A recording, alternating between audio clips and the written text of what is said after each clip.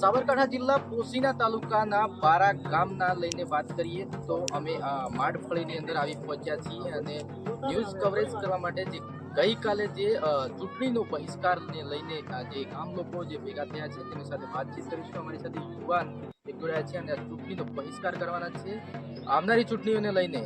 તો આ ખરેખર આ મશીન સુધી જે ચૂંટણીના ત્યાં સુધી વાત પહોંચી છે અને અમારી સાથે યુવાન જોડાયા છે તેમની સાથે વાતચીત કરીશું. તેમની શું માગણીઓ છે, શું વિગતો છે તે વિગત જાણવાની કોશિશ કરીશું. તમારી શું માગણીઓ છે તે જણાવશો અને પહેલાં સૌપ્રથમ તમારું નામ શું છે?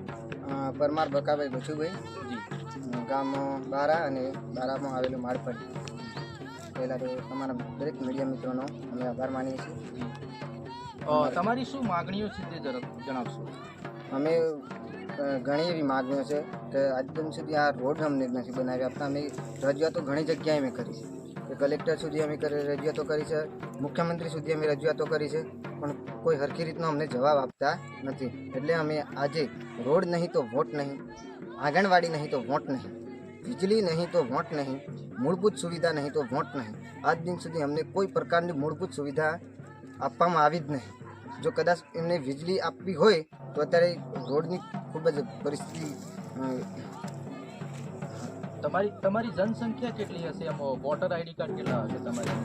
વોટર આઈડી કાર્ડ લગભગ અમારે 700 થી 800ની આસપાસ હશે પૂરા ગામમાં, અને અમારે માડફળીની અંદર 150 થી 200ની આસપાસ અમારી હશે આશરે.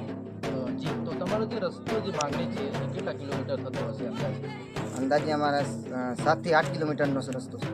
તો તમારે જે આ ડિલિવરી વખતે બહેનોને અને કેવી રીતના શું સુવિધા મળે છે, કેવી રીતના પરિસ્થિતિમાં જાઓ છો દવાખાને તે જણાવશો. અમે જોડીમાં ઉચકીને લઈ જાય છે, એનું અમે આ સબૂત છે અમારા જોડે. આવી પરિસ્થિતિમાં અમે લઈ જઈએ છીએ. એટલા માટે અમે આ ચૂંટણી બહિષ્કાર કરવા માંગીએ છીએ. સમગ્ર વિગત આપવા બદલ આપનો ખૂબ ખૂબ આભાર. તો દોસ્તો આજના ખાસ રિપોર્ટ સાથે હું પ્રકાશ ડામોર. ધન્યવાદ.